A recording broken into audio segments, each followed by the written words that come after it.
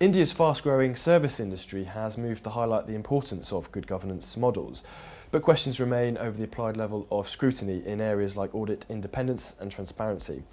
Joining me to discuss governance principles and the growing tech market in India are Mindtree's Krishnakumar Natarajan, Rostow Ravanan and Tridip Saha. Gentlemen, welcome. Thank you, Nick. Very happy to be here. The corporate governance debate in India is a complex one, so why is good governance important? As you realize, the Indian equity market is still very young, and clearly good governance makes good business sense, particularly for companies like Mindtree, which work with global customers.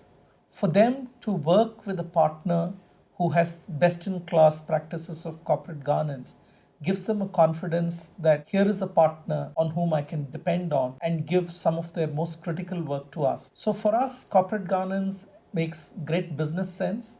For the market, it's important because at a stage when the market is evolving and more retail investors are coming in, it gives far more confidence for people to invest in companies on which they have a trust and respect.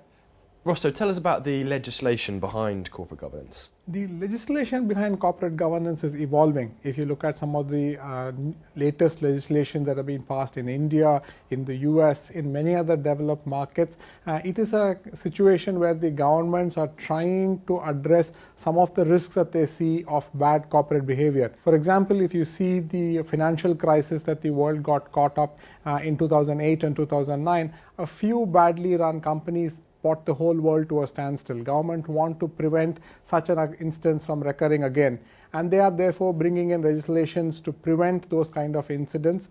What is important to keep in mind is that such legislations have to be simple so that the companies can understand what is required and follow them effectively, and governments can enforce it effectively. If rules are made very complex, then companies cannot follow, nor can the regulators enforce it effectively. So simple, easily understandable, easily enforceable, well thought out legislations are the need of the hour.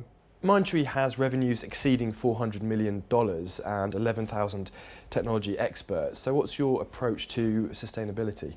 We are very proud of our growth over the last 5 years.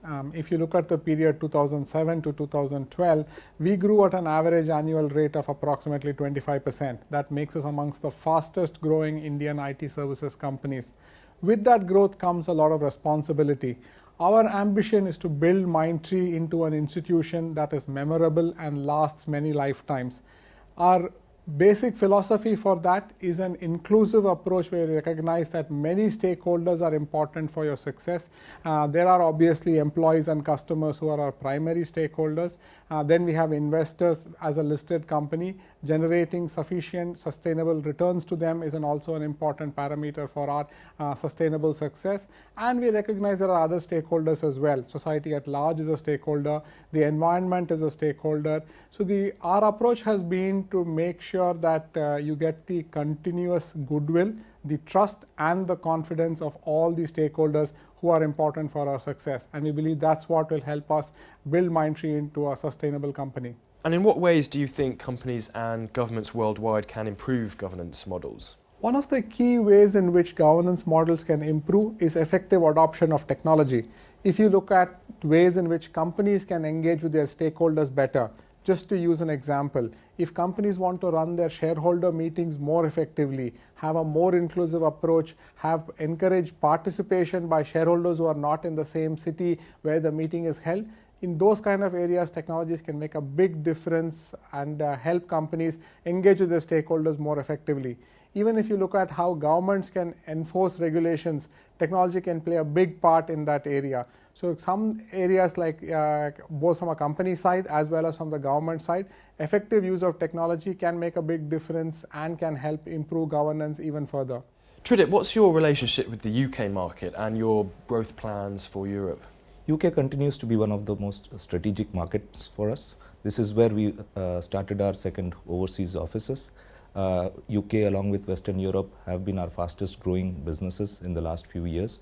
And we continue to invest in this market, continue to serve our customers well, and also association with World Finance and awards such as this help us build our reputation and gain more mind share from our customers. We already serve some very large corporates in the UK, the likes of Unilever, use us as one of their primary offshoring partners. We would like to continue the good work in UK. KK, finally, what's the next project for Mindtree? Like we mentioned, we want to be an expertise-driven company. And in doing that, we need to be local to the markets in which we work with. And one of our key investments has been to set up local development centers and create jobs for local professionals who are experts in their areas of domain. Now, about 3 months back, we started our US Development Center, and we'll continue to do that in UK and other markets which we access with.